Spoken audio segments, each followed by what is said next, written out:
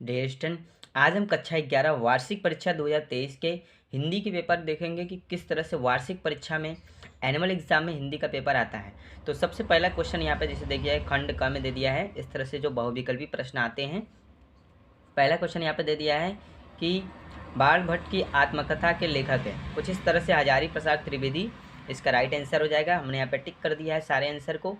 अब यहाँ पे दूसरा जैसे दे दिया है, क्या भूलूं क्या याद करूं, रचना की विधा है। तो कुछ इस तरह से ऑप्शन नंबर थर्ड वाला जो आत्मकथा इसका राइट आंसर हो जाएगा। ग वाला यहाँ पे दे दिया, निम्नलिखित रचनाओं में से कौन सी रचना रेखा चित्र है। कुछ इस तरह से स्मृति की रेखाएं, इस तरह से ये इसका राइट आंसर हो जाएगा। अगला वाला घ वाला यहाँ पे दिया है, आखिरी चट्टान। आखिरी चट्टान किस रचना विधा है। ठीक है, आखिरी चट्टान की रचना विधा है। कुछ इस तरह से इसका यात्रा मित्र, ये इसका राइट आंसर हो जाएगा। उसके बाद इसमें अंगा वाला दे दिया है, संपूर्णा नंद द्वारा प्रकाशित पत्रिका है। तो इसको जिसका नाम है, जो राइट आंसर होगा इसका मर्यादा। ऑप्शन नंबर थर्ड वाला इसका राइट आंसर हो जाएगा। तो दूसरा प्रश्न इसमें दे दिया है, जो कि हिंदी पद्य साहित्य इतिहास के आधार पर निम्नलिखित प्रश्नों का सही विकल्प चुनकर यहाँ पे लिखना है। निम्नलिखित में से कौन सा महादेवी की रचना है। कुछ इस तरह से क्वेश्चन आता है, तो संगीत। ठीक है, तो इसका आंसर हो जाएगा सांध्य गीत। नौका विहार कविता अवतरित है। तो कुछ इस तरह से गुंजन से, इसका राइट आंसर हो जाएगा। इसके बाद इसमें ग गमला दे दिया है, प्रयोगवादी कवि है। कुछ इस तरह से, तो मुक्ति बोध, इसका राइट आंसर हो जाएगा। घ घड़ी का दे दिया है, जैसे निम्नलिखित में से कौन सा प्रगतिवादी कवि नहीं है। तो कुछ इस तरह से नागार्जुन, ये इसका राइट आंसर हो जाएगा। अंग वाला दे दिया है, महाकवि भूषण किस रस के कवि हैं। कुछ इस तरह से, तो ये वीर रस, ये इसका राइट आंसर हो जाएगा। निम्नलिखित, अब देखिए क्वेश्चन नंबर तीसरा इसमें दे देता है, निम्नलिखित दिए गए गद्यांशों को पर एक आधारित प्रश्नों का उत्तर दीजिए। कुछ इस तरह से यहाँ पे पैसेज दे देगा और इसका उत्तर पूछेगा। तो इस तरह से एक पैसेज दे देगा और इसी पैसेज में से लेखक का नाम और इसी पैसेज में से कुछ क्वेश्चंस को पूछेगा। अथवा करने के बाद एक और पैसेज देगा। जैसे क्वेश्चन नंबर 4 में चलेंगे, तो इसमें से भी किसी एक पद्यांश का आपको उत्तर प्रश्न लिखना पड़ता है। इसमें से सेम पैसेज वही क्वेश्चन है।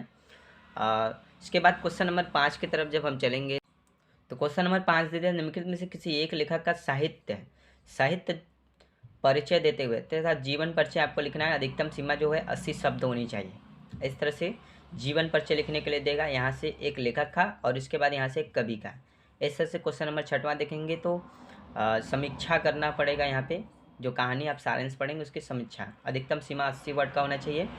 इसके बाद यहाँ अथवा करके भी बहुत सारा देता है, जैसे बलिदान कहानी का उद्देश्य प्रकाश डालिए। इस तरह से 7वां क्वेश्चन, जिसे स्वपठित के आधार पर आपका जो भी कथा वस्तु है इसके बारे में संक्षेप प्रकट करना है। अथवा करने के बाद, अथवा में इसमें बहुत सारा ऑप्शन देता है, आप कुछ भी कर सकते हैं इसमें, जो ऑप्शंस में है आप जो आपको आ रहे हैं। क्वेश्चन नंबर 8 में इसमें दे दिया है, जो कि अब हम चलेंगे थोड़ा सा संस्कृत में। देखिए संस्कृत में देता है निम्नलिखित क्वेश्चन नंबर, खंड ख में संस्कृत और खंड क तक आपका हिंदी से होता है पूरा।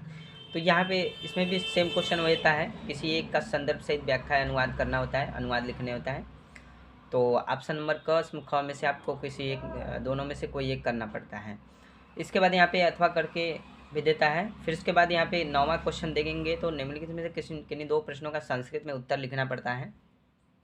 और 10वां प्रश्न यहाँ पे दे दिया है, जो कि आपके व्याकरण से रिलेटेड, जैसे वीर रस अथवा शांत रस की स्थायी भाव के साथ परिभाषा उदाहरण लिखिए। यमक अलंकार, संदेह अलंकार, इस तरह से सोटा अथवा हरि गीतिका छंद की मात्राओं के साथ उदाहरण या परिभाषा दीजिए। कुछ इस तरह से।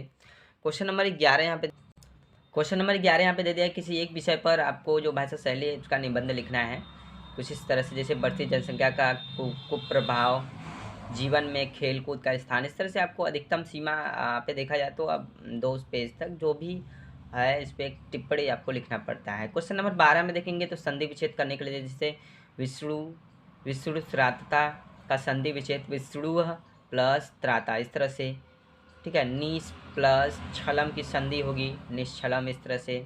विसर्जनीय सह संधि इसका है, किस तरह से, रामः चलती है, ये किससे बिलोंग करता है, इस तरह से पूछेगा। राजपुरुषक समाज में कौन सा समाज है, तत्पुरुष समास होगा। कुछ इस तरह से इसको क्वेश्चन पूछे जाते हैं। क्वेश्चन नंबर 13 में देखेंगे, तो यहाँ पे दिया है, दिए गए शब्दों की विभक्ति और वचन के अनुसार सही विकल्प का चयन करना है। ठीक है, मसू का सही विभक्ति एक वचन होगा, तो षष्ठी बहुवचन होता है, इस तरह से। ठीक है, आत्मनि रूप, आत्मन का शब्द है, सप्तमी एक वचन, ये सप्तमी पर नंबर पे आता है, कुछ इस तरह से।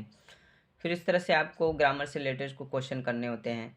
फिर लास्ट में देखेंगे तो यहाँ पे आ जाएगा, जैसे निम्नलिखित 14 क्वेश्चन देखेंगे, निम्नलिखित में से किन्हीं 2 वाक्यों का संस्कृत में उत्तर दे दें। जैसे वृक्ष से पत्ते गिरते हैं, बाग में आम के पेड़ हैं, वे सब कहाँ रहते हैं, कुछ इस तरह से जो क्वेश्चन दे दिया जाता है।